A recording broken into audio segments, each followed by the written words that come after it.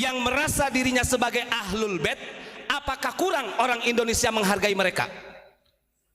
Apakah kurang bangsa Indonesia memuliakan mereka para habaib?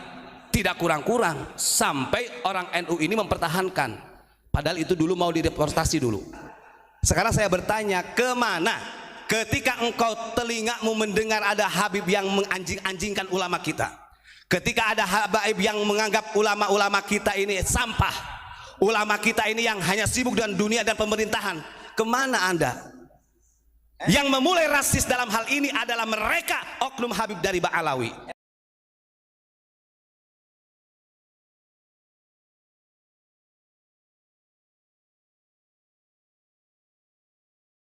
Bertanya Ustadz, gimana pertanyaannya? Gus Ubat dari ETH. Iya. Gus Ubat tolong ceritakan sejarah terciptanya sholawat Badar, sholawat kebanggaan NU. Nih, nah ini kayak begini. Kemarin sudah ada yang bahas ya. Siapa Gus Ilyas tuh? Kenapa sholawat Badar itu sampai ada oknum habib yang mengharamkan? Karena mereka takut sholawat Badar ini produk asli putra Nusantara yang mendunia bahkan ya, dan ini tidak bisa dihak cipta oleh orang lain. Mungkin dia ingin begini, itu kan dalam isyarahnya kata beliau, mungkin ketika Sohibul Shalawatil Badar ini mau membikin, memang beliau ada mimpi, ada ru'yah didatangi orang-orang yang berjubah, kan begitu. Bahkan yang berjubah datang ini membawa makanan seperti ada orang yang hajatan. Yang kemudian beliau Sohibul Shalawat Badar ini mencoba bertanya kepada salah satu para habaib itu, mungkin pertanyaannya. Artinya ada peranan para habaib pada waktu itu. Betul, saya tidak pernah menafikan kepada para habaib yang soleh, tetap ada yang soleh. Tapi justru kalau habaib ini menjadi oknum, ya kita lawan. Kita lawan. Dan satu catatan, jangan kira kita hanya berani di media seperti ini. Kemarin saya berhadapan dengan orang-orang FPI, dengan orang tablik, dengan orang Wahabi, di sana saya lawan juga. Ini bukan main-main. Dan saya sampaikan fitnah yang terbesar nanti di akhir zaman itu tetap akan muncul min tahti qadami rajulin min ahli baiti. Karena yang sabda itu sabda Nabi. Fitnah terbesar yang akan muncul itu dari orang-orang yaz'umu minni, dia mengaku bahwa mereka adalah dzurriyyahku. Falaisa minni, kata Nabi. Kita sampaikan. Begitu ya. Terus kemudian saya ingin menyampaikan ini berkaitan dengan masalah hubbul Arab. Ini ada salah satu hadis yang perlu saya pahamkan karena biar gak terlalu kepanjangan. Kenapa ada kalimat hubbul Arabi minal iman? Mencintai Arab ini bagian daripada iman. Wa ba'duhum nifaq. Sementara membenci Arab ini menjadi kemunafikan. Hadis ini jangan dipotong seperti itu. Di dalam sarahnya hadis ada kalimat begini, secara marfu. Arti daripada hadis tersebut adalah malam ya'rif haqqa itrati wal ansori fahuwa li ahadin thalathun, imam munafiqin wa imali zaniyatin wa imali ghairi tahurin. Yang dimaksud dengan mencintai Arab di sini adalah di mana kita sebagai umat muslim mengetahui hak-haknya kita terhadap dzurriyyah Nabi, ahlul bait itrati di situ. Sekarang saya tanya, yang merasa dirinya sebagai ahlul bait, apakah kurang orang Indonesia menghargai mereka? Apakah kurang bangsa Indonesia memuliakan mereka para habaib? Tidak kurang-kurang, sampai orang NU ini mempertahankan, padahal itu dulu mau dideportasi dulu. Sampai dipertahankan, walaupun kita tidak tahu bahwa dia itu intisab atau tidaknya kepada baginda Rasulullah. Kemudian wal ansori, dan kita sebagai umat Islam ini harus mengetahui hak-haknya kita kepada orang-orang pembela agama Allah. Berarti bukan hanya keluarga Nabi, itrati wal ansori. Sekarang saya tanya, ketika mereka kita muliakan, ketika para habaib Ba'alawi kita muliakan, kita takzim, bagaimana timbal baliknya mereka kepada ulama kita? Apakah cukup dengan mengatakan mereka ulama-ulama kita itu seperti anjing? Ini kan tidak ada kestabilan. Karena kalimat di sini wa itrati wal ansori bukan hanya dimiliki untuk dzurriyyah Nabi saja yang harus dimuliakan. Semua manusia dimuliakan, lebih-lebih orang-orang yang berjuang di jalan Allah. Para ulama. Nah ini yang perlu saya sampaikan ya. Karena nantinya begini, wah kalau ini kita bahas para habaib, itu kan orang Arab, gitu kan? Maka kalau kita seakan-akan membenci, kita dikatakan orang munafik. Justru ketika mereka orang Arab, kalau mereka sendiri pun juga membenci ulama kita, munafik. Double itu. Kenapa saya katakan?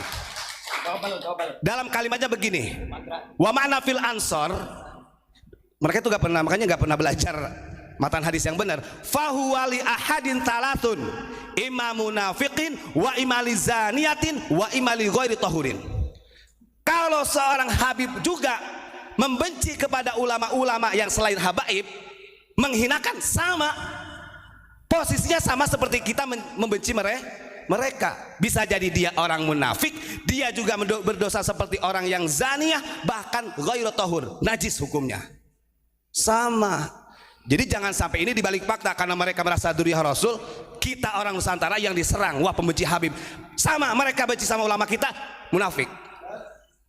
Karena tidak ada yang lebih utama, mau ahmar, mau aswad, lali arabin walali ajamin, tidak ada yang bisa mengungguli kemuliaan bagi orang Arab ataupun orang ajam. Sama rata. Kemuliaannya terukur hanya dengan ketakwaan. Ini kemarin kan ada, wah kita ada sebagian ini Pak, mereka menganggap kita ini adalah orang yang sekuler, kita menganggap sebagai orang yang rasis, kan begitu. Banyak orang yang berkomentar seperti itu, saya tahu. Sekarang saya bertanya, kemana ketika engkau telingamu mendengar ada habib yang menganjing-anjingkan ulama kita, ketika ada habib yang menganggap ulama-ulama kita ini sampah, ulama kita ini yang hanya sibuk dengan dunia dan pemerintahan, kemana Anda? Yang memulai rasis dalam hal ini adalah mereka, oknum Habib dari Ba'alawi. Lawan jangan, lawan. Begitu. Perlu keseimbangan. Awas ya, ini catatan. Saya berbicara kayak gini bukan hanya di media. Saya kemarin Gus rame dengan orang, ada orang FPI, orang Wahabi, orang Tabligh, semuanya kumpul. Tak habisin semua. Kamu tahu sebagai anggota FPI, kamu tahu jejak rekamnya seperti apa dulunya? Mereka gak bisa ngomong, bungkam dah. Kalau saya buka bisnis terbesarnya di Indonesia yang membahayakan umat seperti narkoba, itu ada. Betul. Makanya jangan berani-berani. Ini ya, itu hampir keceplosan, mohon maaf. Wow, kita ini loh observasi dengan masyarakat. Betul. Jangan macam-macam, jangan dikira kita ini sebagai orang hanya pembenci mereka. Saya balikin, kalau mereka benci kepada ulama kita, munafik, sama. Lebih munafik lagi, double malahan ya. Mereka nggak sadar, mereka sudah jual beli di NU. Ya Nahdlatul Ulama anti tijarati. Mereka itu jual beli di NU. Ya, betul. Suruh pulang ke rumahnya, kan punya rumah sendiri, kan begitu. Masa main ke rumah orang lah terus tidur di situ, beranak di situ sih, gitu. Contoh di Indonesia itu sudah ada, mohon maaf, Muhammadiyah, gitu kan? Muhammadiyah. Kalau Muhammadiyah dengan NU oke lah, gitu kan? Kenapa kok oke lah, gitu kan? Karena di situ ada Kiai Mas Mansur yang dulu ikut berjuang bersama. Gus, boleh nggak tanya? Tanya apa itu? Nah, ini kan selama ini kan yang dibahas kan NU terus ya. Ya. Bahkan yang sering tenar penumpang bisnya kan bis NU. Ya. Nah, yang perlu saya pertanyakan, kok nggak ada yang numpak bis Muhammadiyah? Kenapa Gus alasannya? Ada nggak Ya. jejak digitalnya? Karena kalau di Muhammadiyah itu semuanya harus berdasarkan ilmiah, tanpa adanya kan kasar. sama-sama organisasi Gus. Memang sama-sama organisasi. Makanya Muhammadiyah itu lahir lebih dulu daripada Nahdlatul Ulama, kan begitu. Yang diperintahkan kepada Kiai Ahmad Dahlan itu kan untuk mencerdaskan kehidupan para bangsawan. Jadi transformasinya Muhammadiyah itu dulu adalah dari Kiai Soleh Darat yang mencerdaskan kehidupan dari orang-orang bangsawan, orang-orang ningrat yang nggak berani lah mereka, kan begitu. Gelarnya aja Raden, Pangeran, loh ya apa, Bupati Demang, kemudian Temenggung, kan di situ transformasinya ke sana. Tapi jangan lupa juga bahwasanya Mbah Ahmad Dahlan juga minta bantuan kepada keluarga dari Ampel. Untuk apa? Untuk ngewangi, untuk membantu beliau dalam mensiarkan Muhammadiyah ini. Maka diutuslah oleh keluarga itu, keluarga Sagipodin itu diantaranya ada Kiai Mas Mansur. Jangan katakan Kiai Mas Mansur itu Wahabi. Loh, salah dalam catatannya loh. Dibilang itu ada yang menulis bahwasanya Kiai Mas Mansur dikeluarkan dari Nahdlatul Ulama karena terkontaminasi dengan ajarannya Syekh Muhammad Abduh. Salah itu. Itu loh, cucunya masih ada. Sekarang madrasahnya aja masih ada kok. Kiai Mas Mansur itu masih ada. Tanah-tanahnya itu masih ada semuanya.